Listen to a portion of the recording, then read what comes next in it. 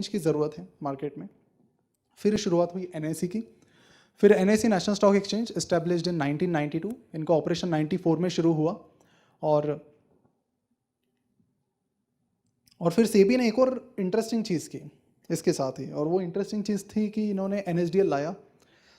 NSDL का full form है national securities depository limited. और यहाँ पर एनएसडीएल को लाने का मकसद ये था कि ये आने से पहले सारी चीज़ें ऑफलाइन मोड में होती थी। फिर शेयर सर्टिफिकेट होते थे वगैरह वगैरह, पानी गिर गया तो दिक्कत है, गुम गए तो पैसे चले गए, बड़े बड़े प्रॉब्लम आते थे उनकी। वही डिलीवरी करो, ये करो, जैसे हमने पोस्ट ऑफिस की भी बात की पहले। तो वो सारी चीज़ें करके इन्होंने सिस्टम को ऑनलाइन किया ताकि कई सारे प्रॉब्लम्स हट जाए। और 95-96 के आसपास इन्होंने चीज़ों को ऑनलाइन करना शुरू किया और डीमटेरियलाइज शेयर्स किया पूरे ऑनलाइन फॉर्मेट में। तो डीमटेरियलाइज शेयर्स की बात करें तो सारी चीज़ें ऑनलाइन होने लगी। 2-4 क्लिक में you can buy sell the shares, 2-4 click में you can open the demat account. अब बात आती है कि फिर शेयर खरीदने कैसे हैं। ठीक है, तो आपको ऐसे आप सीधे एक्सचेंज के पास नहीं जा सकते कि मुझे शेयर बाय करने हैं, आपको स्टॉक ब्रोकर्स के पास जाना पड़ता है। अब ये जो स्टॉक ब्रोकर्स है ये आपको डीमैट अकाउंट की फैसिलिटी प्रोवाइड करते हैं। यानी कि जब आपको सेविंग अकाउंट खोलना है तो आपको बैंक के पास जाना होता है, वैसे ही डीमैट अकाउंट खोलने के लिए आपको इनमें से जो इंडिया में 500 से ज़्यादा स्टॉक ब्रोकर्स हैं उनमें से किसी के पास जाकर आप डीमैट अकाउंट खोल सकते हैं। और एक इंडिविजुअल मल्टीपल डीमैट अकाउंट भी खोल सकता है। जैसे आप अलग अलग बैंक्स में अपना खाता खोल सकते हैं, वैसे आप अलग अलग स्टॉक ब्रोकर्स के पास भी अपना डीमैट अकाउंट खोल सकते हो। तो जैसे आपका डीमैट अकाउंट ओपनिंग का ये पूरा प्रोसेस कंप्लीट हो जाता है तो आपको लॉगिन डिटेल्स मिल जाते हैं, तो आप आसानी से पैसे वहाँ पर डिपॉजिट कर सकते हैं और उन पैसों से शेयर्स में इन्वेस्ट कर सकते हो। और फिर उतनी ही आसानी से आप पैसे विड्रॉ भी कर सकते हो।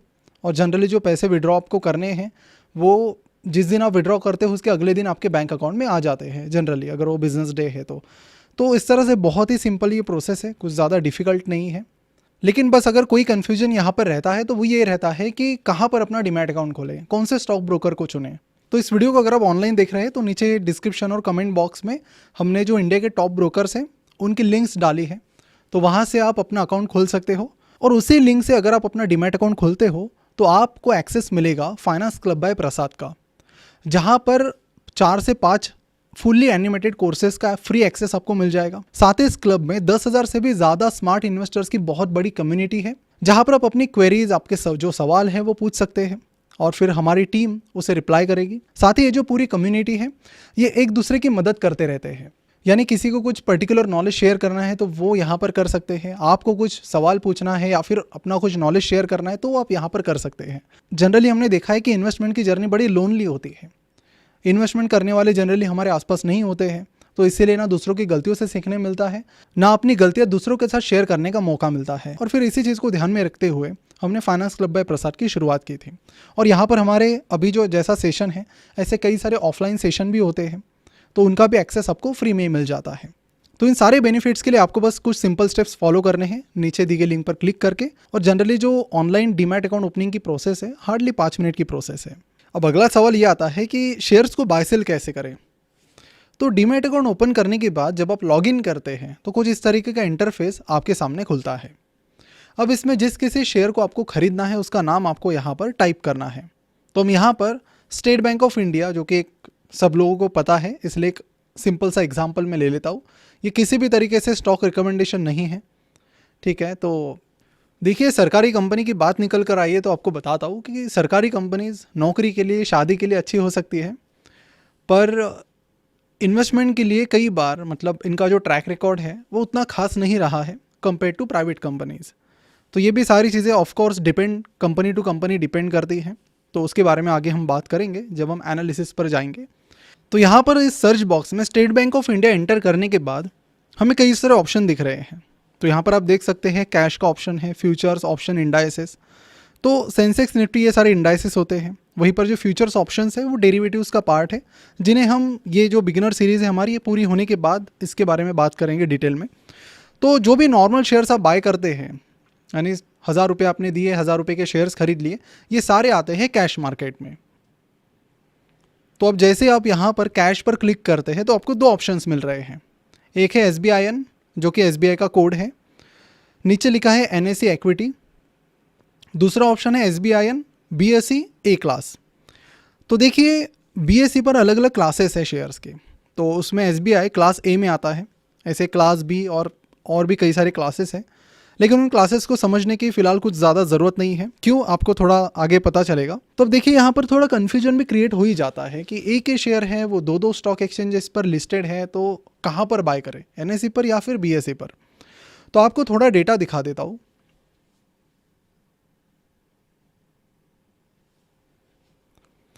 तो देखिए किसी भी शेयर का किसी पर्टिकुलर दिन का वॉल्यूम आप देखते हो तो वो हमें ये बताता है कि उस दिन कितने शेयर्स ट्रेड हुए हैं उस कंपनी के।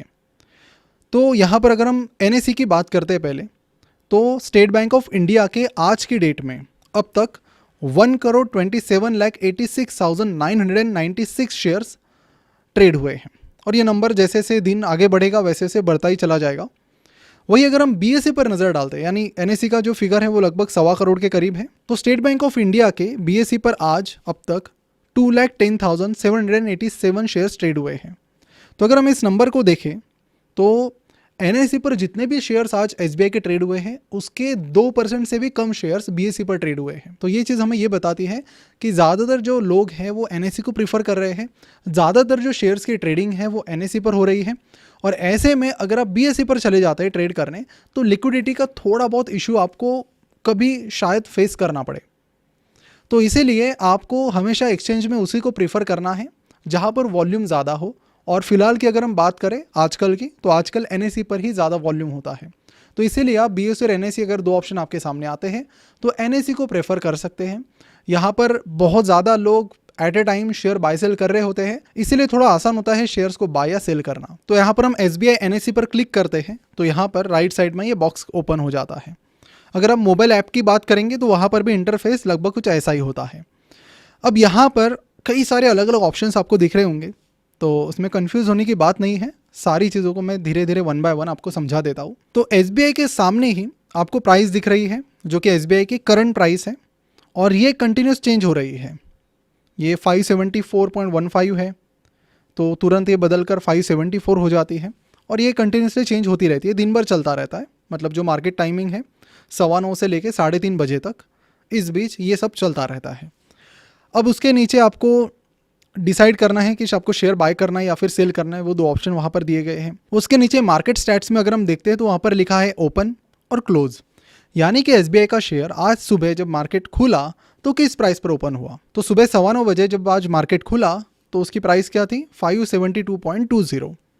वही जो क्लोज है, मतलब जो कल की, आज तो अभी क्लोज होना बाकी है मार्केट, तो कल की जो क्लोजिंग प्राइस थी SBI की वो कितनी है, 572.20 रुपीज़। अब आप एक चीज़ पर शायद गौर कर रहे होंगे कि SBI के सामने जो शेयर प्राइस है जो लगातार चेंज हो रही है उसके नीचे कुछ लिखा है, नीचे लिखा है 1.90 और ब्रैकेट में 0.31% लिखा है। तो इसका क्या मतलब है, तो इसका ये मतलब है कि कल की जो क्लोजिंग प्राइस है उसके कंपेरेटिवली आज प्राइस कहाँ पर है। तो कल की प्राइस कितनी थी, 572.20, अभी वो चली गई है 574 रुपीज़ के करीब, यानी बढ़ गई है, और इसीलिए वो आपको प्लस का साइन वहाँ पर दिखता है। अगर ये SBI की शेयर प्राइस 572.20 जो कि कल की क्लोजिंग प्राइस है उससे कम होती तो फिर आपको वहाँ पर निगेटिव का साइन मिलता, और कितने रुपए से वो कम है कल के कंपेरेटिवली वो भी आपको दिख जाता। तो ओपन और क्लोज ये तो बड़ा सिंपल है। उसके नीचे आता है अपर सर्किट, लोअर सर्किट, इसके बारे में हम आगे बात करेंगे जब हम सर्किट्स को डिटेल में समझेंगे। उसके नीचे आता है वॉल्यूम, जैसे कि मैंने पहले आपको बताया कि कितने शेयर्स आज के दिन ट्रेड हुए हैं। तो यहाँ पर जो वॉल्यूम है वो दोनों का मिक्स है, NSE और BSE का। और अगर आपको अलग अलग पता करना है कि NSE पर कितने ट्रेड हुए, BSE पर कितने ट्रेड हुए, तो मनी कंट्रोल की मदद से भी आप देख सकते हैं, moneycontrol.com की वेबसाइट पर जाकर। तो वॉल्यूम से हमें ये पता चलता है कि कितने शेयर्स आज ट्रेड हुए हैं, और ये नंबर आप देख रहे हो लगातार बढ़ता ही जा रहा है। जैसे जैसे दिन आगे बढ़ेगा वैसे वैसे ही नंबर ऑफ शेयर्स जो ट्रेड हो रहे हैं वो भी बढ़ते रहेंगे, और इसीलिए वॉल्यूम भी आगे बढ़ता रहेगा। उसके फिर बाजू में लिखा है एवरेज ट्रेडेड प्राइस, यानी आज के दिन जो भी SBI के शेयर्स बाय और सेल हुए हैं तो उनकी एवरेज प्राइस क्या थी, तो वो थी 574.80। तो यहाँ से शायद आपको बाइंग सेलिंग डिसीजन लेने भी में मदद हो सकती है कि आज की डेट में ये सारी एवरेज प्राइस रही है। उसके नीचे अगर हम देखते हैं तो लिखा है टुडेज हाई लो, यानी आज की जो लोएस्ट प्राइस थी वो 572 थी, आज की जो हाईएस्ट प्राइस थी वो 580 थी, जबकि जो चल रही है वो 574 है। और उसके नीचे आपको दिखता है 52 वीक हाई लो। 52 वीक का मतलब क्या होता है, 1 ईयर। तो एक ईयर का SBI का हाई क्या है, SBI का लो क्या है। तो SBI का लो है 430, और SBI का जो हाई है पिछले एक साल का वो करीब है 629 रुपीज़। उसके नीचे आता है मार्केट डेप्थ, जहाँ पर आपको ये पता चलता है कि फ़िलहाल करंट अभी के टाइम पर शेयर्स किस क्वांटिटी में बाय हो रहे हैं, सेल हो रहे हैं, वो सारा आपको पता चलता है। अब मान लेते कि आपको एसबीआई के शेयर्स बाय करने हैं, तो यहाँ पर आपको ऊपर दो ऑप्शन दिखेंगे। पहला है डिलीवरी, जिसके सामने लिखा है लॉन्ग टर्म, और फिर उसके साइड में लिखा है इंट्राडे, जिसके सामने लिखा है सेम डे, यानी थोड़ा वहीं पर डिफाइन करके थोड़ा सिंपल बनाया गया है। तो डिलीवरी का मतलब क्या होता है कि आज का दिन छोड़कर अगर आप एसबीआई के शेयर्स खरीद रहे हो और आज का दिन छोड़कर उसे आप कभी भी बेच रहे हो, कल परसों, उसके बाद 5 साल बाद, 10 साल बाद, तो उसे कहा जाता है डिलीवरी। और इंट्राडे मतलब कि आज शेयर्स खरीदो और उन्हें आज ही बेचो, तो उसे कहा जाता है इंट्राडे। तो अगर आपको आज शेयर खरीद के आज ही नहीं बेचने तो आप डिलीवरी के लिए जाओ, या फिर लॉन्ग टर्म के लिए भी अगर आपको शेयर्स खरीदने तो आपको डिलीवरी का ऑप्शन चुनना है। वही आपको जिस दिन शेयर्स खरीदे उसी दिन उन्हें बेचने हैं तो आप इंट्राडे का ऑप्शन चुन सकते हैं। उसके नीचे आता है क्वांटिटी का ऑप्शन कि कितने शेयर्स आपको खरीदने हैं। तो यहाँ पर हम क्वांटिटी में 10 डालते हैं कि चलिए हमें 10 शेयर्स खरीदने हैं एसबीआई के। उसके बाद उसके नीचे ऑप्शन आता है ऑर्डर टाइप, जिसमें आपको 4 अलग अलग ऑर्डर्स के टाइप दिखेंगे। Market order, limit order, stop loss limit order और स्टॉप लॉस मार्केट ऑर्डर। अब ये देखिए, ये भी कुछ उतना कॉम्प्लेक्स नहीं है, आसानी है। मार्केट ऑर्डर मतलब क्या कि जो भी प्राइस अभी चल रही है, करंट प्राइस जो मार्केट में चल रही है उस पर शेयर्स खरीद लेना। तो अभी प्राइस चल रही है 573.35 और ये जो चेंज हो रही है लगभग करंट प्राइस, को शेयर्स इसी प्राइस के आसपास खरीदने हैं तो आप मार्केट ऑर्डर के साथ जा सकते हैं। देखिए, मार्केट ऑर्डर का ये मतलब नहीं है कि जो प्राइस आपको ऊपर दिख रही है उसी पर शेयर्स बाय होंगे। जैसे कि 573.7595 जो भी चेंज हो रहा है, तो अगर आप मार्केट ऑर्डर सिलेक्ट करते हैं तो ज़रूरी नहीं कि जो प्राइस दिख रही है उसी पर आपको शेयर्स मिलेंगे, क्योंकि जो प्राइस आपको दिख रही है स्क्रीन पर जो लगातार चेंज हो रही है वो लेटेस्ट ट्रेड की प्राइस है, यानी जो सबसे रिसेंट ट्रेड हुआ है वो उस प्राइस पर हुआ है। तो ज़रूरी नहीं कि आपने ऑर्डर डालने के बाद आपको भी सेम प्राइस पर ही शेयर्स मिलेंगे। तो मैंने एक चीज़ ऑब्जर्व की है कि जब भी आप मार्केट ऑर्डर प्लेस करते हैं तो जो भी लेटेस्ट ट्रेड प्राइस होती है, जो कि आपको ऊपर चेंज होती हुई दिख रही है, उसके थोड़े से ज़्यादा प्राइस पर आपको शेयर्स मिल जाते हैं। थोड़ी सी ज़्यादा होती है मोस्ट ऑफ द टाइम। तो अगर आप जो प्राइस चल रही है उसके आसपास की प्राइस पर शेयर खरीदने के लिए रेडी है तो आप मार्केट ऑर्डर चुन लीजिए। फिर दूसरा ऑप्शन भी है कि ठीक है कि अगर आप फॉर एग्जांपल देख रहे हैं कि प्राइस तो चल रही है 575, लेकिन मेरे हिसाब से 574-75 थोड़ी ज़्यादा है, मुझे शेयर्स खरीदने हैं 573 की प्राइस पर, तो ऐसे में आप लिमिट प्राइस का ऑप्शन चुन सकते हैं। तो पहले मैं आपको मार्केट ऑर्डर पर एक ऑर्डर एग्जीक्यूट करके दिखा देता हूँ तो आपको अच्छे से समझ में आ जाएगा। तो अभी प्राइस चल रही है 574.65। तो देखिए, अब हम मार्केट ऑर्डर पर शेयर्स को बाय करके देखते हैं। तो क्वांटिटी में हम 10 डालते हैं, तो और करंट प्राइस क्या चल रही है, वो चल रही है 574.65 और 70 के आसपास। तो चलिए, नीचे प्लेस ऑर्डर का बटन है, शायद वो अभी स्क्रीन पर नहीं दिख रहा है। तो देखिए, हमारी ऑर्डर हो गई एग्जीक्यूट और हमने शेयर्स बाय किए हैं और एवरेज प्राइस क्या मिली हमें 574.85। तो जैसे कि मैंने आपको पहले ही बताया कि जो उस टाइम प्राइस दिख रही थी हमें 6570, उससे थोड़ा ज़्यादा प्राइस पर हमें शेयर्स मिल गए हैं। चलिए, अब अगला ऑर्डर का टाइप समझ लेते हैं, वो है लिमिट ऑर्डर। कि अगर आपको ऐसा है कि जो प्राइस चल रही है उस पर मुझे शेयर्स नहीं खरीदने हैं, मुझे थोड़ी कम प्राइस पर शेयर्स खरीदने हैं, तो ऐसे में आप लिमिट ऑर्डर का इस्तेमाल कर सकते हैं। तो 573-574 के आसपास शेयर प्राइस चल रही है और आप चाहते हैं कि मैं शेयर खरीदूँ 572.50 की प्राइस पर, तो आपको बस इस ब्रैकेट में वो प्राइस डालनी है जिस पर आप शेयर्स खरीदना चाहते हैं और फिर आपको सबमिट ऑर्डर पर क्लिक करना है। तो जैसे ही प्राइस 572.50 टच करेगी तो आपके शेयर्स एग्जीक्यूट हो जाएंगे, आपको शेयर्स मिल जाएंगे। लेकिन इसका एक ड्रॉबैक भी है कि अगर उस दिन शेयर प्राइस 572.50 को टच नहीं करती है आपने ऑर्डर प्लेस करने के बाद, तो फिर आपकी ऑर्डर डे के एंड में एक्सपायर हो जाएगी। तो लिमिट ऑर्डर का ये प्रॉब्लम है कि कभी कभार उस प्राइस तक शायद शेयर्स जाए ही ना और फिर शायद आपको शेयर्स मिले ही ना। तो कई बार बड़ी बड़ी इन्वेस्टमेंट अपॉर्चुनिटीज़ भी ऐसे ही मिस हो जाती है। लेकिन आप अपनी रिक्वायरमेंट के अनुसार देख सकते हैं कि जिस टाइम आप ऑर्डर प्लेस कर रहे हो उस टाइम आपकी रिक्वायरमेंट क्या है और उसके बेसिस पर आप चुन सकते हैं कि मुझे मार्केट ऑर्डर प्लेस करनी है या फिर लिमिट ऑर्डर। अब यहाँ पर मार्केट और लिमिट के बाजू में लिखा है stop loss limit, stop loss market order. तो स्टॉप लॉस और ये जो स्टॉप लॉस के ऑर्डर्स हैं उन्हें हम थोड़ा आगे समझेंगे। तो अभी जो नीचे है, नीचे लिखा गया है एडिशनल सेटिंग्स। तो यहाँ पर 2 ऑप्शंस आपको मिलते हैं, एक है डिस्क्लोज क्वांटिटी और दूसरा है वैलिडिटी। डिस्क्लोज क्वांटिटी मतलब क्या कि हमने 10 शेयर्स खरीदे, लेकिन हमें मार्केट को यही दिखाना है कि हमने बस 5 ही शेयर्स के लिए हम ऑर्डर प्लेस कर रहे हैं। तो यहाँ पर आप डिस्क्लोज क्वांटिटी में 5 लिख सकते हैं। मान लीजिए कि 1 लाख शेयर्स खरीद रहे हो और आपको मार्केट को दिखाना है कि मैं 1000 शेयर्स ही खरीद रहा हूँ, तो आप डिस्क्लोज क्वांटिटी में 1000 लिख सकते हैं। तो जनरली जो डिस्क्लोज क्वांटिटी होती है वो आपकी टोटल जो जितने शेयर्स आप खरीद रहे हो उसका मिनिमम 10% आपको वहाँ पर डालना होता है। बट खैर उतना इंपॉर्टेंट नहीं है, तो इसे आप स्किप भी कर सकते हैं। फिर आता है वैलिडिटी, कि जो भी ऑर्डर आप प्लेस कर रहे हो वो पूरे दिन के लिए वैलिड रहेगी या फिर IOC रहेगी, दैट इज़ इमीडिएट और कैंसिल। तो डे ऑर्डर का मतलब क्या है कि आपने फॉर एग्जांपल लिमिट ऑर्डर लगाई, तो पूरे दिन तक आपकी जो ऑर्डर है वो लाइव रहेगी, एक्टिव रहेगी और इंतज़ार करेगी कि कब मार्केट आपकी जो लिमिट प्राइस है उसे हिट करे। लेकिन अगर उस दिन शेयर प्राइस आपके लिमिट प्राइस को हिट नहीं करती है तो फिर आपकी ऑर्डर कैंसिल हो जाएगी। लेकिन IOC में ऐसा नहीं होता है। IOC का मतलब है इमीडिएट और कैंसिल, कि आपने जैसे ही ऑर्डर प्लेस की तुरंत अगर वो एग्जीक्यूट हुई पूरी की पूरी तो ठीक है, नहीं तो ऑर्डर कैंसिल कर दो। तो कई बार जो बहुत बड़ी क्वांटिटी में लोग शेयर्स खरीदते हैं तो वो चाहते हैं कि एक ही फटके में, तो वो चाहते हैं कि एक ही अटेम्प्ट में उनके शेयर्स खरीदी हो जाए, नहीं तो फिर ऑर्डर कैंसिल हो जाए।